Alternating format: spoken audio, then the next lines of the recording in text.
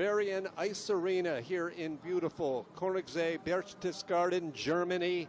It is the first race of the 2021 campaign. Doubles Luge, run number 2, just moments away. Hi again, everyone. I'm Tim Singer.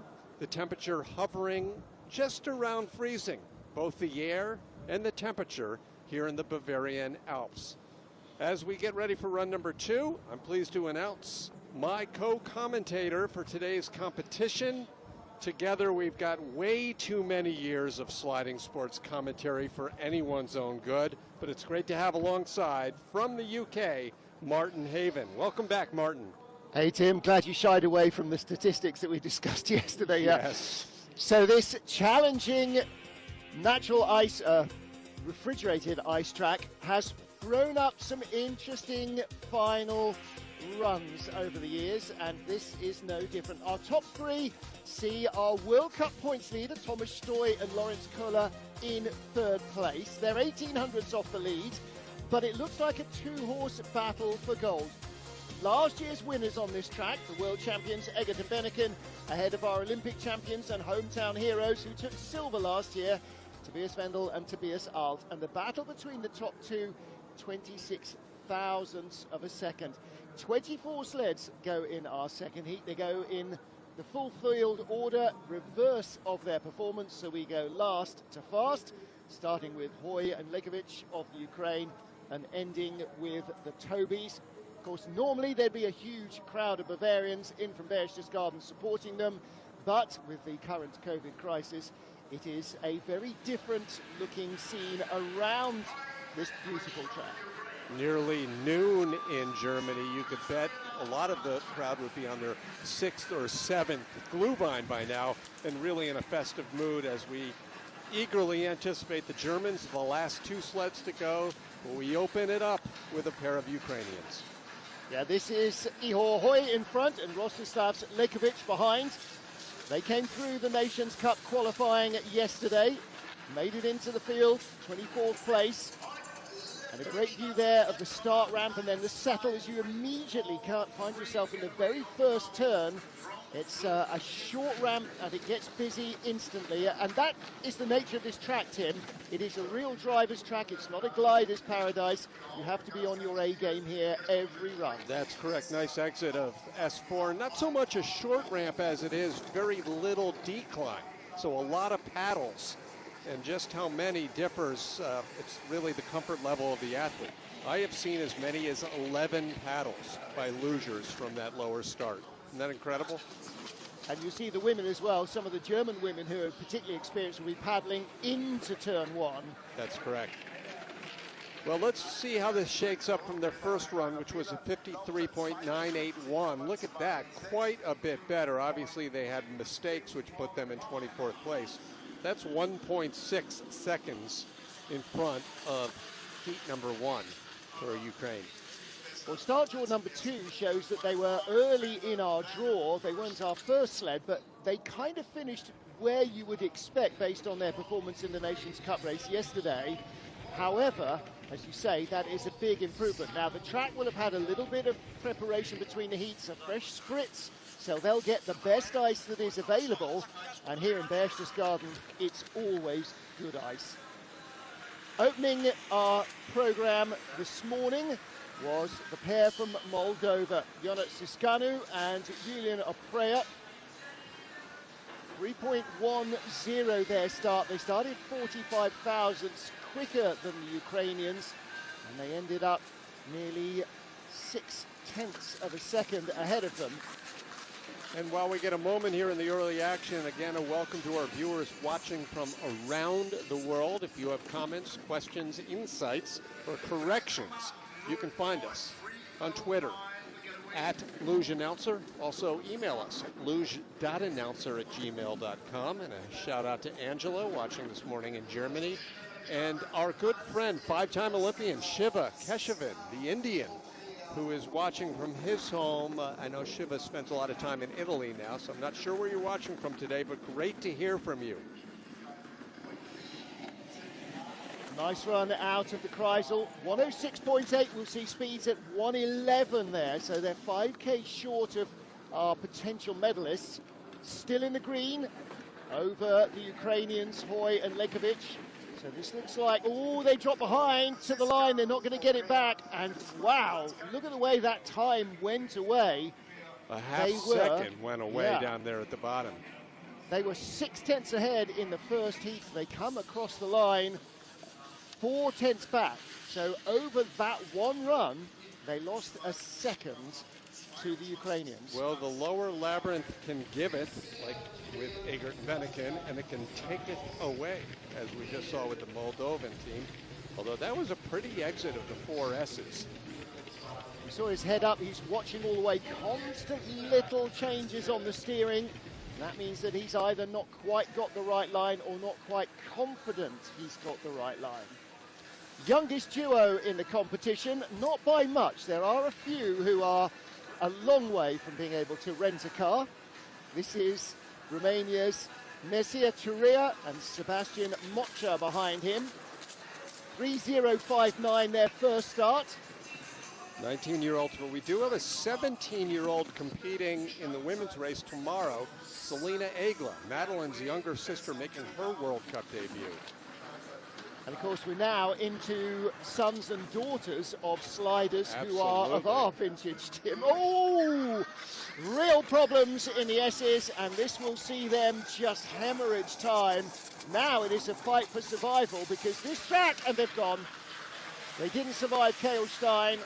This track does not take prisoners. First time we have seen that today, which all things considered, Martin, isn't bad. The first turnover.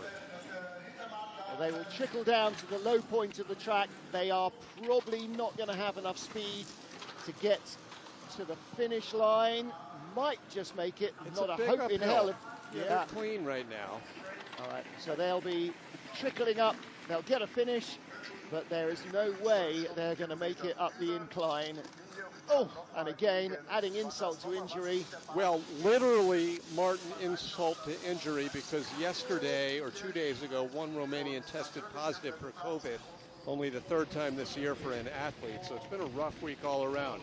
Little high in S3, and then S4, they were all over the place. And here, now it is just trying to avoid the inevitable crash. Exactly, and they were less than 50 miles per hour here in the Kreisel, which you would think might allow you to regroup, but you know, there's nothing you can do when you're out of control and heading into a new corner.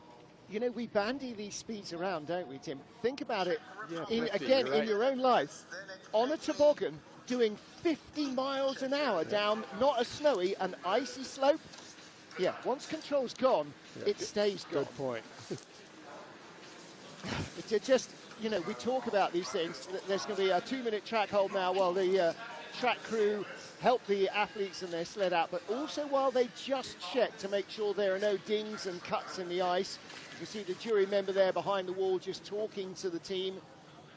It's remarkable how quickly Christian Egentler and his crew generally can get the track re-cleared. I mean, these are the track workers from top to bottom. Christian, of course, the technical director of the sport, but sort of supervises the whole group.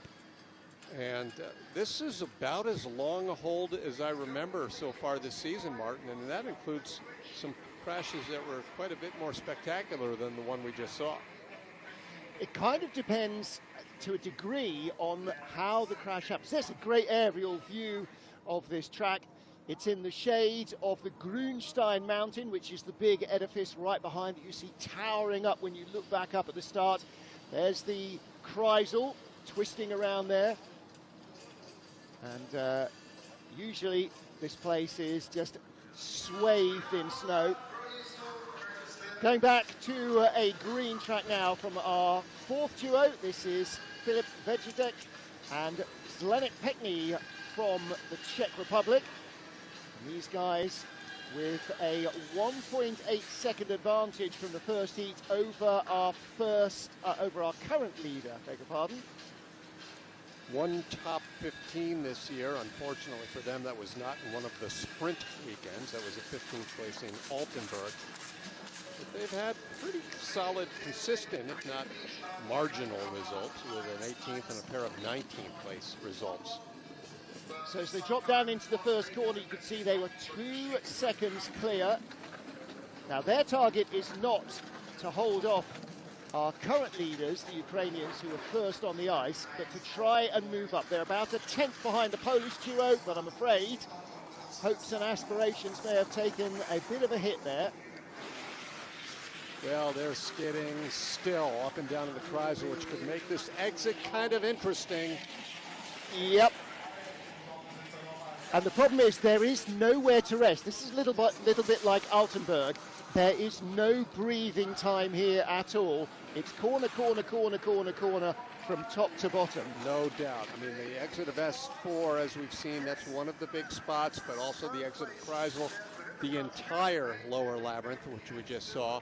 And on that topic, Martin, as we catch this replay, Craig comes in with a question asking if there are adjustments to the track planned for the World Championships later this month. And Craig, we're not sure of that, although there's this weekend and there's also an IBSF weekend of racing to really see what kind of shape the track's in. But they haven't changed Koenigssee a lot. They made it safer about 15 years ago. I know there was a fatality in women's bobsled, sadly, and they made that lower section a little wider, those corners. Yeah, the big changes down at Echo, that was forced because they had a fire during some modifications actually gutted the whole of the old Echo corner. Exactly. The biggest change is this huge new start edifice with the changing rooms underneath that serves luge and bobsleigh. But yeah, you're absolutely right. I mean, this track, if you had slid here in 1969, if you came down with your eyes closed, you'd still know almost all of it. And George Hako could probably say he's done it with his eyes closed. You know, the Polish team had a lot of trouble in run number 1, a lot cleaner now. Yeah. And to the point you were just making, Martin, probably the biggest change in the last year at this track has been the name of a curve upcoming, Curve 13, right? Yep, Josef Fent, the outgoing president, I think almost lifetime president of the FIL. So much a part of this sport for so many years. Curve 13, the Seekurve, has now been named after him. Well, a lot better for Poland here. 51.833 in the first run, 50.754, nearly or over a 1 second improvement. And that could actually keep them in the leader's box, well, at least one more and maybe 2 or 3 more. Yeah, they had a pretty untidy run, lots of feet down in the first heat. The bend away was a bit of a mess. That was an awful lot of cleaning up. And so you saw former leaders, Hoy and Lekovic of Ukraine, offering their applause. So the Poles move into the leader's box. Hurry up offense in this second heat. We are against the clock. And we've lost a couple of minutes as well with that crash. So Ukraine's Igor Stakiv and Andrei Lizetsky are next up. 3:045 start for them, so not as quick off the handles as the Poles. That's exactly right, Martin. They are speeding it up, sometimes to accommodate live television here in Germany, and they had that track called. Hey, quick correction, I've been mentioning Kiev is the hometown for these athletes, which is sort of the default on the media guide, but actually they come from Kremenets, which is a small city in the Ternopil region of the Ukraine. So thanks for that Instagram correction. Excellent work from our Ukrainian luge fans. Now they're dropping behind Kimlewski and Kowaleski of Poland. And this could be a significant drop as well. I think you're right with the Poles picking up a few places here. Yeah, it's a pretty clean run, but not spectacularly fast. Such a beautiful curve down there. Yeah.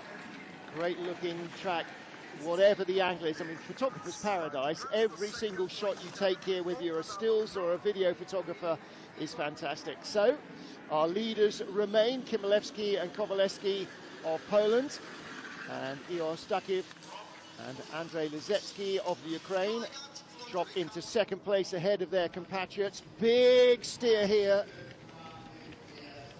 Trying to get the line right down in the lower labyrinth. Second place, they've lost 1 spot now. Next up, this is our second. Yeah. Yeah, it is.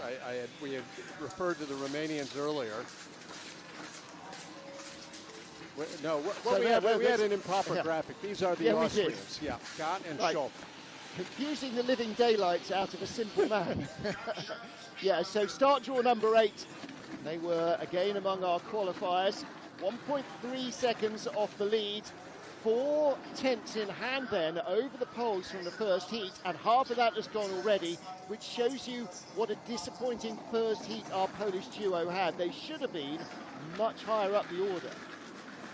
The Austrian team, the first of 3 with the other 2 Austrians in the top 6. Hey, they're riding on the edge here. Yeah, you could see that coming right out of the Kreisel exit. And then they hit that second labyrinth turn very hard. That was a gamble, Martin. And again, neither you and I have spent much time on a luge sled, but you saw that one coming, and it seemed pretty clear they were just trying to cut those corners and find every bit of speed. Well, you know why this is all happening now, don't you? This is because we spent most of the first heat saying, well, they're making it look very easy Safe, today. no crashes, right, yeah. Double announcers, yeah. And unfortunately, Gott and Schulp do not have the speed to make it all the way to the finish line, so they do not finish. Got to credit them for really trying to find as much speed as possible and taking a little gamble on those corners, but you saw the problem occur just driving into that far wall. Then the pinball machine begins. Great instinct to hang on to those sleds if by chance they had any shot of crossing the finish line. You need to have contact with the sled or you'll be disqualified. And of course you're hooked on as well, Yes. so there is that because you know you want to be you don't want the sled running loose, is what I'm trying to get round to saying, when there are athletes in the track. That's yeah, exactly right. Yeah, same as they always say in the Cresta. Hey, the only thing to do in the accident is get away from the sled. Tony Yeager doing a little pre-run exercise. He will be part of the second to last team to go for Germany, who hold the top 2 spots after the first run. Again, we'll have a little bit of a break here. Yep. You can see the doctors down there at the bottom just checking over the athletes, make sure that they are feeling okay. And it looks like they are A-okay, but for Yuri Gott and Ricardo Schupf of Austria, I'm afraid that will be a DNF. There are your current leaders, Wojciech Kimilewski and Jakub Kowalewski of Poland. Great to see the scenery in the background. Not so great, Martin, to see a lack of spectators, a lack of the worst wagon stands, no glue vine.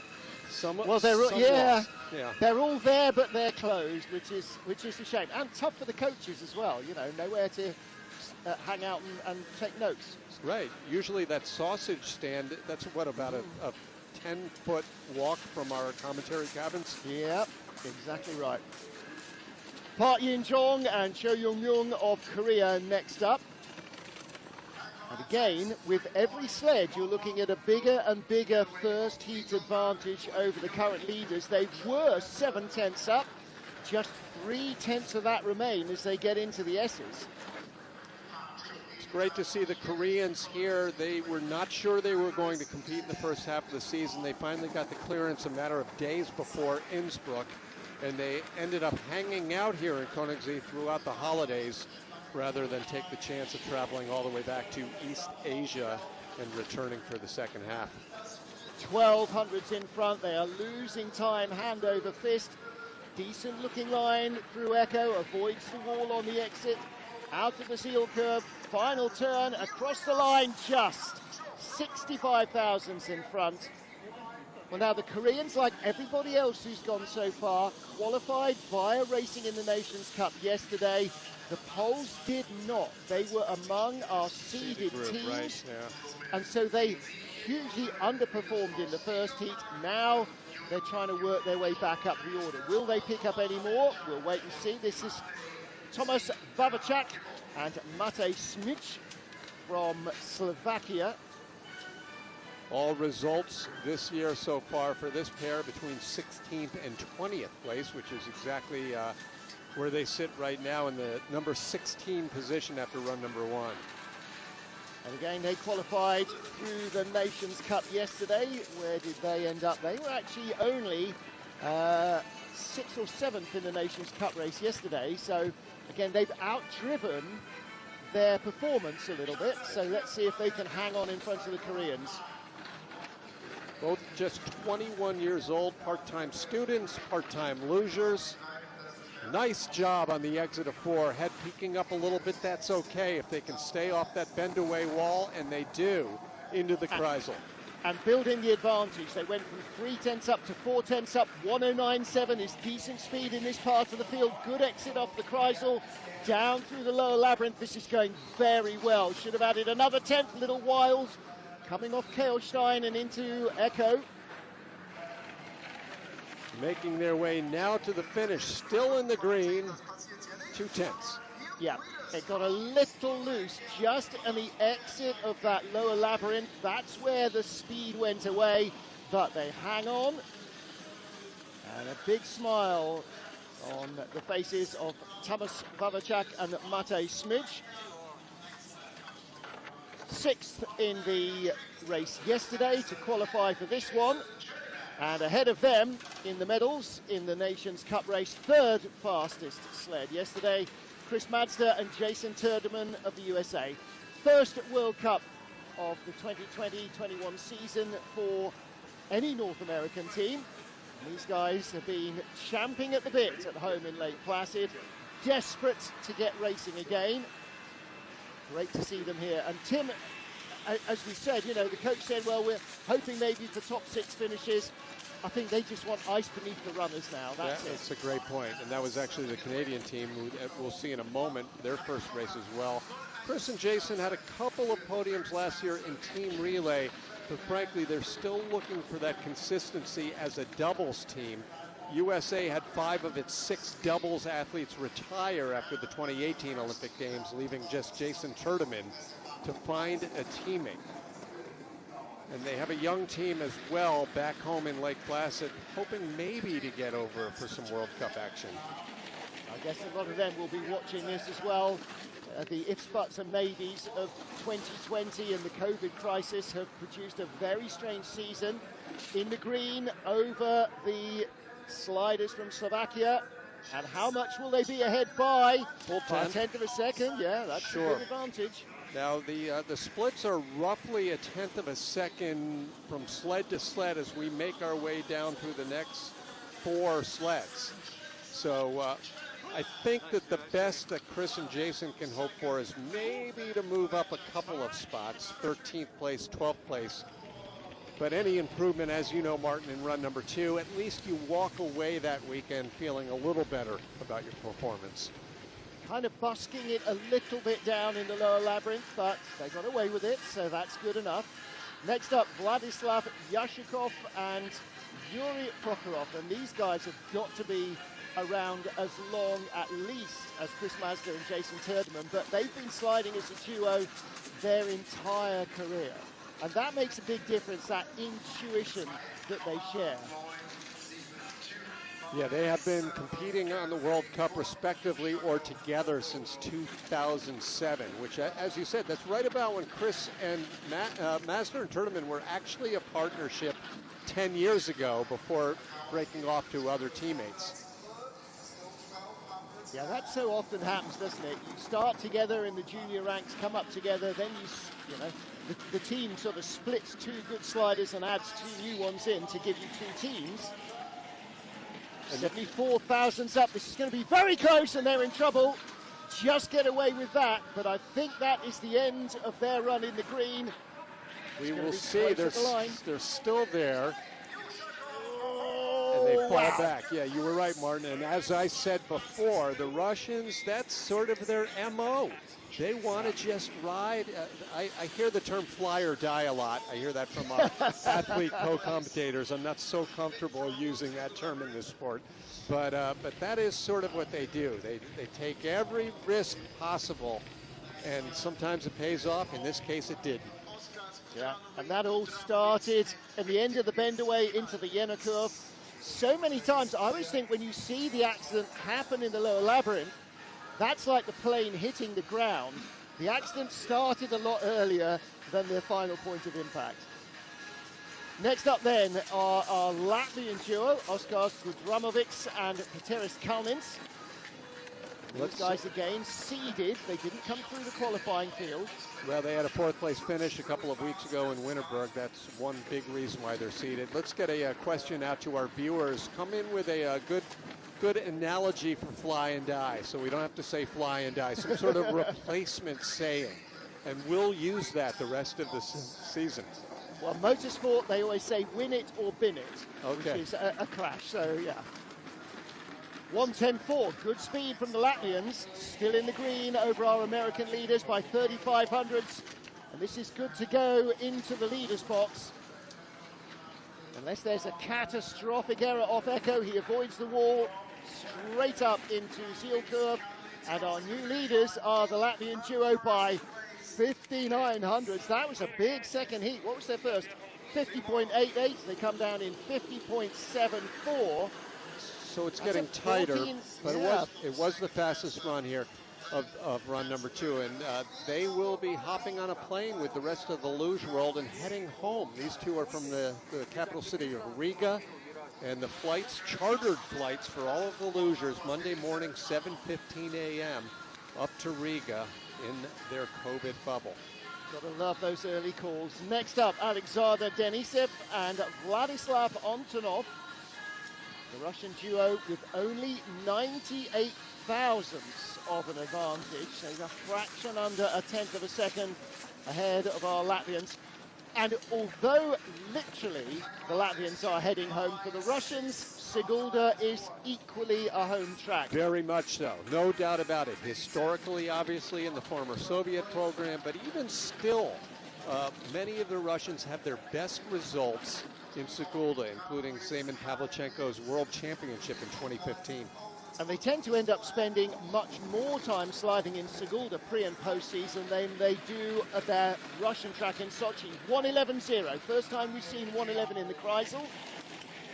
Well, Sochi, Martin, very much like San Moritz, it's a little expensive to hang out there for more than a few days. Yeah, not the way the Russians or the athletes eat. They're on full board in the cheapest hotel they can find. Across the line, a tenth up. Well, they didn't add a very great deal, 98 thousandths to 105 thousandths the advantage, so they added 7 thousandths over the Latvians. Right. Not a massive margin. To put it into perspective, 7 hundredths of a second, i.e. 10 times that margin, is what it takes to blink the human eye. Great way to put it. I love the fans, by the way, in the bleachers. There are no actual fans, so they got painted figures, and I guarantee those are all either regulars from the sliding centre or big fans who have found their way in. Canadians Walker and Smith, fourth place finishers at the Olympics, following that up with a silver in the team relay. Look at these paddles. Love to see that again. That was at least 9, may have been as many as 11.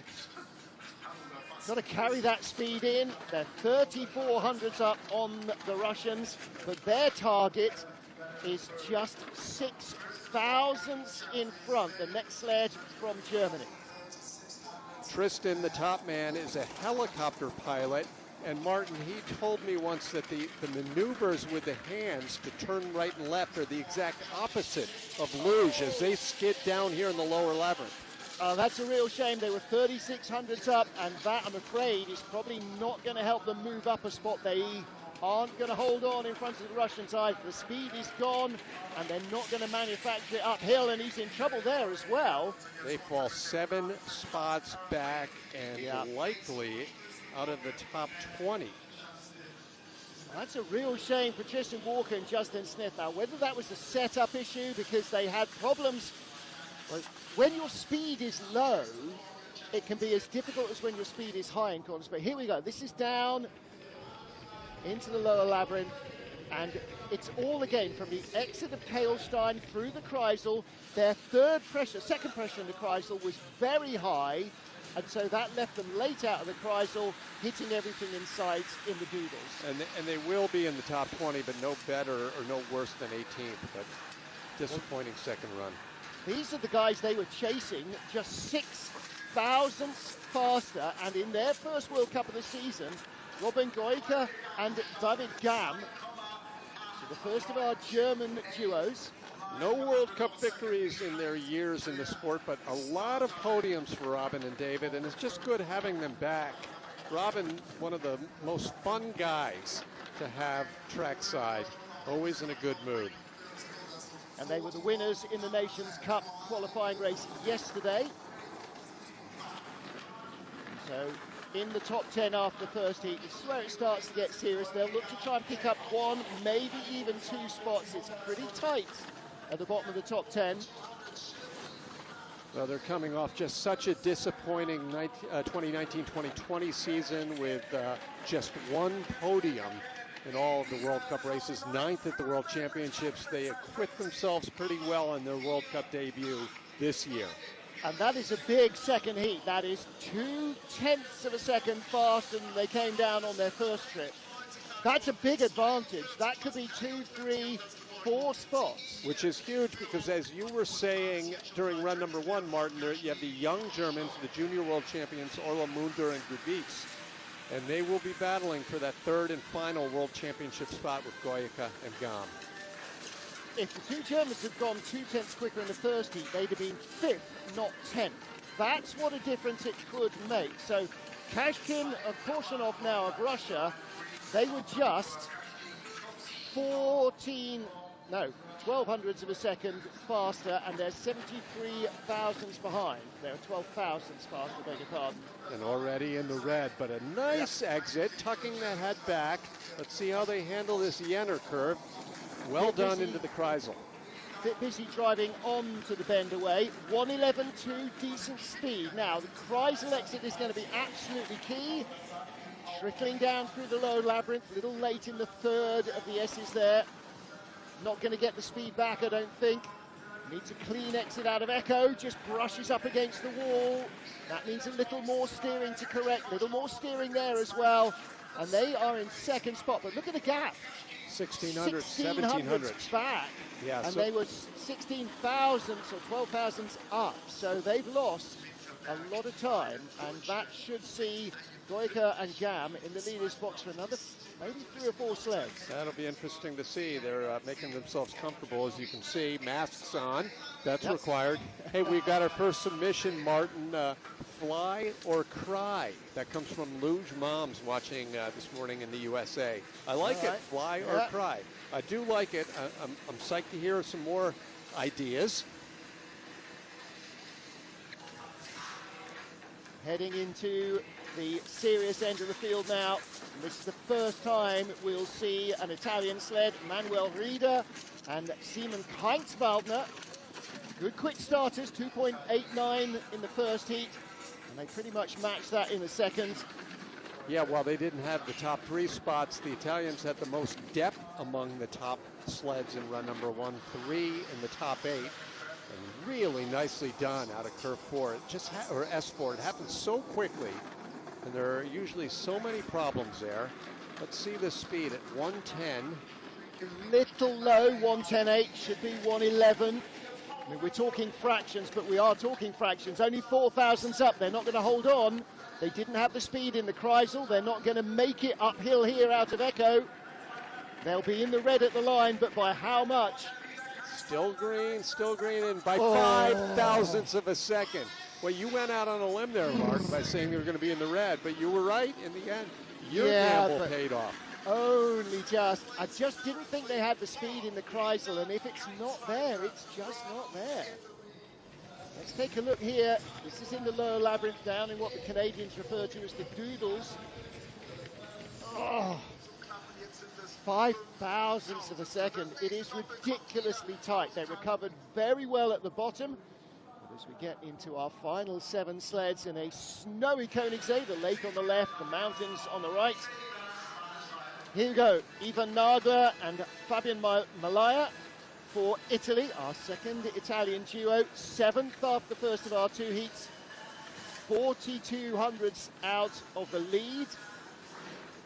24 hundredths out of a medal. Hard to believe these two are still just 21 and 22 years old. This is their 4th year as World Cup doubles competitors. A little meander there as they got into the settle, the sled tracking left and right. And again, that comes with experience, the two of you getting down, getting positioned, because you have to shift your body weight, you have to get yourself down and prone. And one of Luge's advantages is how young you can start. You know, you've been to Innsbruck, Tim, and after every time there's a competitive race or training, you see the little kids, literally 3 or 4 years old, with helmets that weigh as much as they are, getting on at the lower starts and just having a few corners. And that's why these kids are coming in their late teens into the elite class of luge sliding. No doubt. That is the biggest difference in this sport, as another sled falls behind the Germans. Biggest difference is in the German-speaking nations versus the non-German-speaking nations, how young you get into the sport. Yep, absolutely right. And you know, they could do it just as easy in Lake Placid, have a nice low start, get school kids in there. Instead of playing hockey or something in the winter, you could go sliding. Yeah, they can, and the big difference, and they do in North America, they do have sort of traveling recruiting programs, but the biggest difference is Lake Placid, yes, that's where the track is, but it's so small, obviously your pool of talent would not be, you know, I mean, Oberhof has got the city of Zuhl, here in Berchtesgaden, Munich, not too far away, and of course Eagles right outside of Innsbruck. Although almost every great slider from Bavaria comes from Berchtesgaden or Schönau am Koenigssee. That is true. That is they can hear point. the track, they can hear the ding-dong, and that's what draws them in. Now then, Anderson Euro 6, again, you know, for Latvia, having Sigulda is such a gold mine because it allows talent to go and train. It's only half an hour, 40 minutes drive from the capital city, so they've got a big catchment area. All right, small nation, only 2 million people, but a lot of them live in the big city in Sigulda, and so that in Riga, so they have that advantage, and they have history, and they have heroes, and that is as important, isn't it, in building a program. Heroes that the kids want to follow. 200s up at that last split before the finish. The Sheiks brothers, top 7 in every race since the opening race of 14th in Innsbruck to the finish, and they do it. Excellent. That was a great fist pump. How do you know? How do they know they're in first place that early? I guess the fist pump was just knowing they had a clean run and did everything they could do. And you know what? I think that's exactly right. You know, you so often see the athletes with their eyes shut, thinking their way down the track. They know when it feels good, because they can feel the ice, they can feel how they're steering, they can feel how the sled's responding. And that was a great run down the bend away.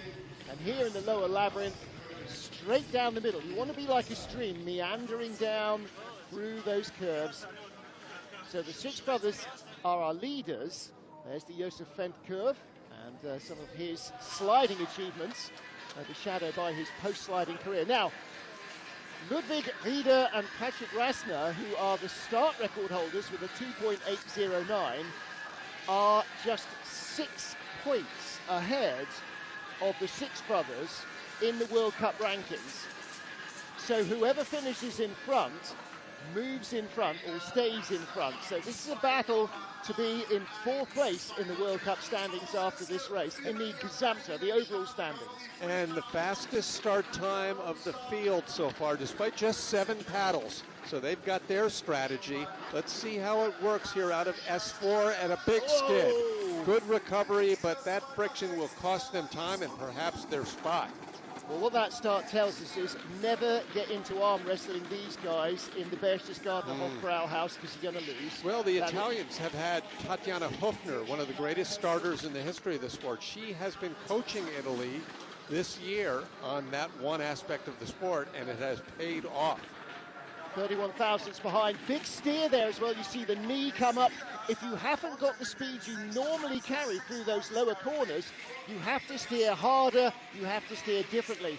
Now they drop, they plummet down the order, and that means that Anderson Euro 6 are going to move up into 4th place in the overall World Cup rankings, because Rieder and Rassner here, it all goes wrong. It's gone wrong early in the S's, and the payback here, down the bend away. Well, will be their worst performance since back in November on their home track in Eagles, Austria. So Unfortunate for Ludwig and Patrick, but we move now, Martin, to our top four. We're knocking on the door of the podium with the Latvians holding on to the top spot for now. Yeah, they're looking happy there, aren't they? Yeah, why not? Some of We're our going coaches, home. some of our coaches watching from the top as we get to the final four. Now, battle for the medals. For third place, it's a stretch for Yannick Müller and Armin Frauscher of Austria, but it's not out of reach. This young team, in just their third year together, stormed out of the gates this season with a silver medal in the opening race, top 7 in all of the first 4, including another podium. But they fell on hard times the last weekend of the season with a 14th and a 10th in the Winterberg Classic and sprint races. Now they're only 0.04 of a second out of the medals. Wavering out of S4, not the best line, although they stayed off of the wall. Let's see what speed they've got in the Chrysler. 1:11.0, that's good. We'll see very few sleds going quicker. Unfortunately, the ones that will go quicker are probably yet to go. 1500s up on the Latvians, so they're just creeping back ahead of their first round advantage. This will be tight to the finish. As Martin said, big uphill, much more than the camera shows, but they do it. They stay in the green by 0.08 of a second. I'm not sure that's enough for a medal. They're going to need help. Müller and Frauscher lead for Austria, but there are still 3 to go, and the body language tells it all. I don't think that's enough. Yeah, the final 3 to go, Martin, have not been much help to anyone else. So if they're going to need some help, they're going to have to look elsewhere. Winners tend not to give it away deliberately, do they? Well, again, look at the paddle and watch when they settle. You've got to shift your body weight, shift your hips forward and your body backwards, and that's where the meandering comes in down to an early first turn. And here, out of S4, you can see how curved the fillet is on the wall, and that just pushes them away a little bit without a touch. But well, Austria has guaranteed itself a podium position. We just don't know which team that will be. The World Cup leaders up now. Yeah, my money is on the guys in the yellow jersey, the World Cup points leaders, Thomas Stoy and Lawrence Kohler behind him. But again, just a little unsettled into the first corner. It was a good start.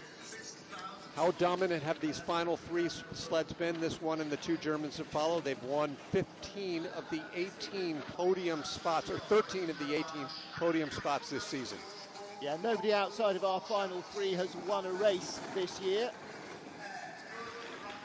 And again, they don't give medals away. Look at that, just a little shy of their teammates, 1/10 of a 1:10.9. kilometer, yeah. But a 10th up in the splits. Yeah, but they had more than that in the first heat. Well, they didn't. They had 80 hundreds. Let's see what they've got. Going to be close at the line. No, they had a big advantage. Wow, yeah. It's so great to see this late in a run, the fastest run time coming down. And you don't see that in every sport. I mean, it's one of the great equalizers is the best go last. But in this sport, these 3 sleds, this one and the 2 Germans, they've really separated themselves from the rest of the world. And one of the advantages of racing on the track where they've been making ice since 1969 is they've seen a few changes in weather conditions. The track workers here know how to build good ice, and that's why people love coming here. Not just because it's a driver's paradise, not because it's just stunningly, jaw-droppingly beautiful, but because the ice is always A1 great. first class. And credit the dual ice meisters, Markus Walch and Florian Stiller. Now the battle begins. Eckert and Bennigan to be followed by Wendel and Alt.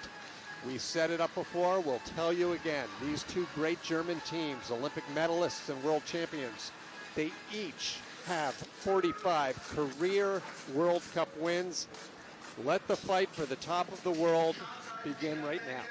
Well, somebody could win and become the most successful doubles pair ever, or it could be both of them. Just conceivably, they could tie to the 1,000th of a second. That's a good point. It's been known to happen. Yep, these are last year's winners. They come in 26 thousandths behind the leaders. Every single breath they take on the sled will be crucial. 1:10.9. Same It's speed. not about beating the Austrians, Tim. It's about beating the local boys like they did last year. No doubt about it. 3600ths at that final split before the finish, right down the middle of this track. This is not their home track. Oberhof has that distinction, but they've spent a lot of time here. Fastest run of the heat, fastest overall. Germany will win this doubles competition. All that remains to be seen is which of these two rival German teams will do it. I didn't think that looked 100% neat and tidy. Saw the knee up a couple of times, a bit more steering than I thought. And actually, that wasn't as quick as their first heat. So if you're trying to take goals, you want to do better than your first run. Good point. Even if you were the fastest in your first heat. Well, there's a look at their start. You know, it's been actually a tough year. These guys had COVID positive tests during the summer, also had additional injuries. So Now watch the steering here. Look at the knee come up.